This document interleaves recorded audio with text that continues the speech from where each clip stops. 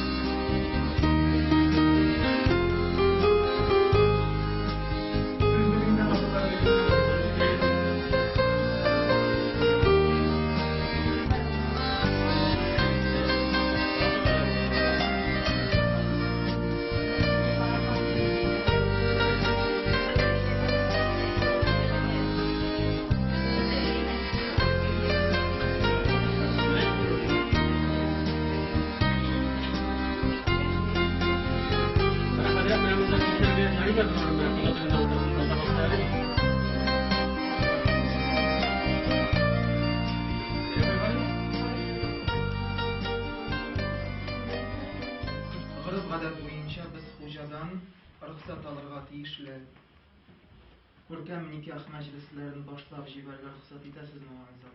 Ruxsat bildi. Alloh rahmatidan yashaysiz. A'udhu billahi minash shaytonir rajim. بسم الله الرحمن الرحيم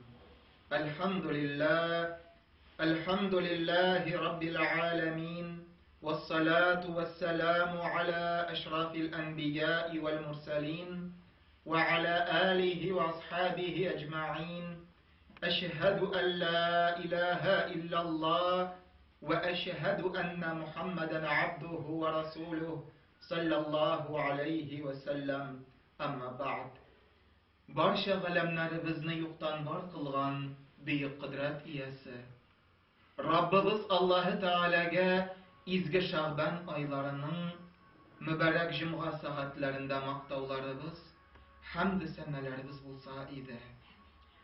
Yiroq oralarni yaqin etib shusha yoshlarimizning Dinar bilan shusha İlyasning izgi qavushuv majlislarına yig'ilishib birdan bo'lib Rabbimiz Allohning qo'noqlari bo'lib o'tirganda Alloh taolo har birimizdan da rozi bo'lib yanada Rabbimiz Allohning bergan ne'matlarini shukr qilib niyatidan Allohning bergan rizqlarini rizoligimizni bildirdi uchun qo'llarimizni yuqoriga ko'tarib ko'rkam majlislarimizni xayr duo bilan inshaalloh ochib yuboramiz. İlahi amin. Bismillahirrahmanirrahim. Allahumma anzilna munzalan mubarakan wa anta khairul munzilin. Allahumma ya muqallibal qulub ثبت قلوبنا على دينك وطاعتك العظيم برحمتك يا أرحم الراحمين. الله أكبر. Hürmetli İlyas Dinar, Allah Teala sizden razı olsun. Özünün şiksiz rahmetlerine erişirge nasip etsin. 4 izgi ayının birsi bulup sanalıngan izgi Şaban aylarının mübarek cuma günlerinde birbirigizge bulgan münasebetini Allah Teala huzurunda da kişiler aldında da bilgirtirge kılgan niyetinizden Allah razı bulup yana da Allah Teala sizge özünün bereketin indirse idi. Rizalığına eriştirse idi, ko'ngil turlaringizdagi bo'lgan muratlaringizga da erishirga nasib eylab, turmushingiz davomida Alloh Rabbul Izza sizni o'zining rahmat ulagalarida fani dunyoda tarbiya qilsa edi ya Rabbi. Alloh taolaning rahmatine erishuv niyatidan suyukli payg'ambarimiz Muhammad sallallohu alayhi va sallam hazratlarining sunnatine muvafiq bo'lib aziz qardoshlarım avval izgi nikah majlislarin Allohga yalvaru niyatidan Qur'on oyatları o'qib boshlab yuboramiz. Yana shundan so'ng suyunishli nikahda qatnashuvchi abi opalarimizdan, qardoshlarımizdan duoga muhtoj bo'lgan arvohlarimizni da esimizga tushirib, suyunishli soatda nikah majlisida qatnashuvchilardan duoga muhtoj bo'lgan arvohlarimizning da ruhlari shod bo'lsin. Onlar da suyunsinlar deb duoda bo'lamiz. Yana shundan so'ng İlyas Dinar sizga nikahning ma'nosini anlatırız. Hukmlarini yetkazamiz. Ham sizning tarafdan nikahning barcha shartlari o'talgandan so'ng avval senga o'tgan zamonda so'rov, ondan so'ng senga shulay yo'q so'rov berilir. Ham siz men bergan so'rovga o'tgan zamonda javob bergandan so'ng sizning turmushingiz to'layim darajada o'zgaracak. Kişiler aldığında da en mühimi Rabbimiz Allah Teala huzurunda da siz indi bir-biringizga şit kişiler bulmayşa meğer tulayım bir cesetke evrileşeksiz. Bi'znillahi Teala ir bilan xotiniga eylenesiz inşallah. Hürmetli Müslümanlar, adam balası bu dünyada yaşagandan indigine bulsa da bir kanunga boysunib yaşarga mecbur. Qur'on o'qilganda yana nikah vaqtida talablar var. Bizning burungi babalarimiz agarda bir kishi nikahga so'ngga qola turgan bo'lsa, eshiklarni beklab qo'ya turgan bo'lganlar. So'ngga qolgan kishi kelib, nikahning yaman bitirmisha buzmasin uchun. Biz de inşallah şu talablarga muvafiq bo'lamiz. Qur'on o'qilganda ham nikah vaqtida nikahda qatnashuvchilarga talablar var. Bu talablarni Alloh taolo o'zi qo'ygan. Va idza quri'al Qur'an fastami'u lahu wansitu la'allakum turhamun deb Qur'on o'qilganda ham nikah vaqtida yurmagiz, silashmagiz.